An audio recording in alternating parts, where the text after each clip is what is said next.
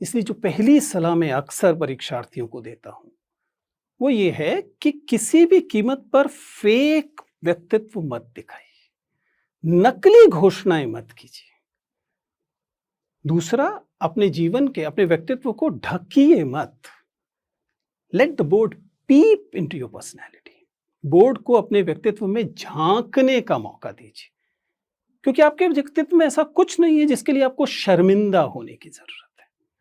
चाहे आप 10वीं क्लास में फेल हो गए थे, चाहे आपके पिताजी किसी खोमचे वाला कार्य करते हैं, चाहे आपकी माताजी घरेलू महिला हैं और वह बाहर कामकाज नहीं करती, इनमें से कुछ भी शर्मिंदगी से भरा हुआ नहीं है।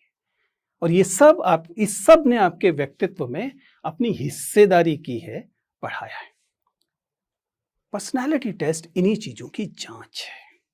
तो पहला सूत्र यह है कि अपनी पर्सनालिटी को नकली मत बनाइए, जो है उसे ईमानदारी से सामने रखिए। अब अगला सवाल यह है कि सामान्यतः उस तनाव की सेटिंग में, जब आप एक बड़े से कमरे में भेज दिए गए हैं और आपके सामने बैठा हुआ व्यक्ति ऐसा व्यक्ति है जिसकी उम्र 60-65 साल है, जिसने अपने पूरा करियर एक बड़े अधिकारी के तौर पर या एक पुलिस अधिकारी के तौर पर या एक सेना अधिकारी के तौर पर या एक एकेडमिक व्यक्ति के तौर पर बिता लिया है, उसकी ध्यान से देखती आंखों से आप परेशान न हो, तनाव में न आ जाएं, एक खुशमिजाज, एक अच्छे, तार्किक, संवेदनशील व्यक्ति की तरह अपने आप को दिखा पाएं, इसके लिए आपको क्या करना चाहिए?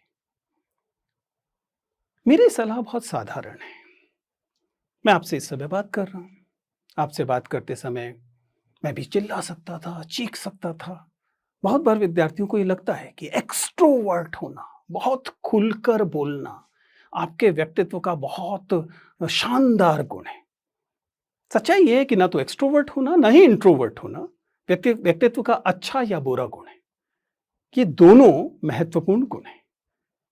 तो ये मजबूरी है, साक्षात्कारकर्ताओं की मजबूरी है कि उन्हें भाषा में बात करनी पड़ती है। अगर उनके पास ऐसा कोई तरीका हो जो बिना बात किए आपके व्यक्तित्व के बारे में पता लगा सकें, तो वो शायद आपसे बात ही ना करें। अगर कल को ऐसी कोई मशीन आ जाए जो आपको स्कैन करे और पता लग जाए कि आपका व्यक्तित्व क्या है, तो किसी इंटरव्यूअर की जरूरत ही नहीं। लेकिन चूंकि अब ये वैसी मशीन नहीं है, इसलिए हमारे पास एकमात्र तरीका बात करने का है। तो हम जो सिखाने की कोशिश करते हैं और जो आपको सीखना चाहिए एक कैंडिडेट के तौर पर, कि जब आप बोर्ड के सामने जाएं तो आप बोलने या गैर वाचिक संप्रेषण दो तरह का होता है। एक वाचिक संप्रेषण, बोलने वाला, आप कैसे बोलते हैं, और दूसरा गैर वाचिक संप्रेषण, आपकी आंखें क्या बोलती हैं, आपके हाथ क्या बोलते हैं, पूरा जिसे आप बॉडी लैंग्वेज कह सकते हैं, उससे आप क्या संप्रेषित करते हैं। आपको इसका भी ध्यान रखना पड़ता है। लेकिन सवाल है कि एक इंटरव्यू बोर्ड के सामने आप अपने आप को ऐसे कैसे पेश करें जिससे यह लगे कि आपके व्यक्तित्व में जो गुण हैं वो अधिकारी बनने के रास्ते में बाधा नहीं। इसके लिए जरूर हम लोगों ने कुछ तकनीकी चेकलिस्ट बना रखी होती है। मसलन मैं 5 चीजें जरूर जांचता हूँ। मैं बात करता हूँ पोस्चर की, यानी कि आप कैसे बैठे हैं, सिटिंग पोस्चर। मैं बात करता हूँ वर्बल कम्युनिकेशन की, वॉइस की, यानी कि आप कैसे बोल रहे हैं, आपकी आवाज़ बहुत ऊंची तो नहीं है या बहुत नीची तो नहीं। ध्यान रखिएगा, ये सारी चीज़ें संयोगवश नहीं होती। एंजाइटी आपकी आवाज़ को बढ़ा देती है। आप तेज बोल रहे हैं, ये आपके आत्मविश्वास का लक्षण नहीं है, ये आपके डरे होने का लक्षण है।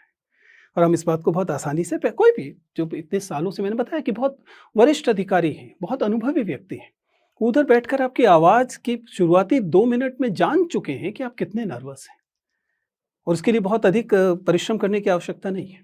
खैर, तो वॉइस लेवल यानी वर्बल कम्युनिकेशन, जिसमें कि गति और आवाज़ की का जो वॉल्यूम है, दोनों को देखा जाता है।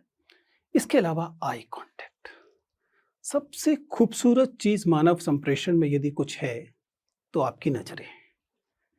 अगर आप में आत्मविश्वास है, अगर आप ईमानदार हैं, तो आप बात करने वाले व्यक्ति की आंखों में देखते हैं।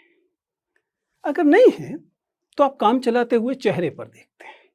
लेकिन अगर आप झूठ बोल रहे हैं, अगर आप चुरा रहे हैं कुछ, अगर आप फेक कर रहे हैं कुछ, तो अक्सर आप ऊपर देखते हैं। एक साधारण सा तरीका है। कुल मिलाकर मैं क्या कह रहा हूं, जब आप किससे बात कर रहे हैं तो उसकी आँखों में या कम से कम चेहरे की तरफ देखिए। इसके अलावा हम बात करते हैं अक्सर हैंड मूवमेंट की, हाथों के हाथों से आप क्या कहने की कोशिश करते हैं।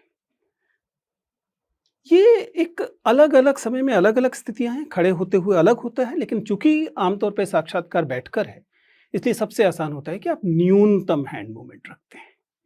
और फाइनली कुल मिलाकर प्रवाह, फ्लो, वह सबसे महत्वपूर्ण चीज़ों में से एक होता है कि आप जब बातचीत कर रहे हैं तो आप रुक-रुक कर, अटक-अटक कर बोल रहे हैं या आप चूँकि अपनी बात पर यकीन रखते हैं, इसलिए बात को एक प्रवाह में बोल रहे हैं। मैं ये नहीं कह रहा कि सभी लोग बराबर क्षमता से भरे हुए होंगे। क्षमताएँ कम या ज़्यादा हो सकती हैं, लेकिन कुल मिला के ये एक ब्रॉड स्पेक्ट्रम है, एक बड़ी-सी एक चेकलिस्ट है 4-5 चीज़ों की जिनका आप ध्यान रख सकते हैं, जब आप साक्षात्कार में किसी भी साक्षात्कार में हो और यूपीएससी साक्षात्कार में तो ख़ास तौर से। ये वो मूल बिंदु हैं जिनसे हम बात करते हैं, लेकिन जैसे कि किसी भी भाषिक चीज़ के साथ होता है, अंततः महत्वपूर्ण यह है कि आप क्या बोलते हैं। विषय वस्तु क्या है? कंटेंट क्या है? क्या आप केवल जार्गन दे रहे हैं? क्या आप ब्लफ कर रहे हैं? किसी भी इंटरव्यू को, खास तौर से यूपीएससी इंटरव्यू को तबाह करने के लिए आपका केवल एक बार झूठ बोलना काफ़ी है। आपको किसी सवाल का उत्तर नहीं पता और ऐसा स्कूलों में चल जाता है, इसलिए कई बार आदत होती है कि आपको सवाल का जवाब नहीं पता है, लेकिन आपसे पूछा गया तो आपने कहा हाँ पता है, और जब आपने उत्तर दिया तो वह उत्तर आपके अनुमान पर, गेस पर आधारित था। इंटरव्यू आपको ये सुविधा नहीं देता। क्यों नहीं देता? बहुत साधारण सी बात है। प्रश्न का उत्तर न पता होने पर आप आसानी से कह सकते थे कि मुझे उत्तर नहीं पता। तब क्या आपके बारे में क्या राय बनती कि इसको एक सवाल का उत्तर नहीं पता था, जबकि बहुत सारे सवालों का उत्तर पता था, तभी तो ये साक्षात्कार दे रहा है, तभी तो उसने मेंस क्लियर किया है। लेकिन आपने एक उत्तर गलत दिया। गलत का मतलब केवल गलत का, राय में गलत कुछ नहीं होता, लेकिन फैक्चुअल, तथ्यात्मक चीज़ों में आपने दावा किया कि आपको पता है और आपको नहीं पता था, आपने अनुमान लगा दिया, तब आपके बारे में आपकी ईमानदारी पर सवाल उठता है। और यही महत्वपूर्ण है, क्योंकि ईमानदारी नॉन नेगोशिएबल है इस तरह की सेवाओं में।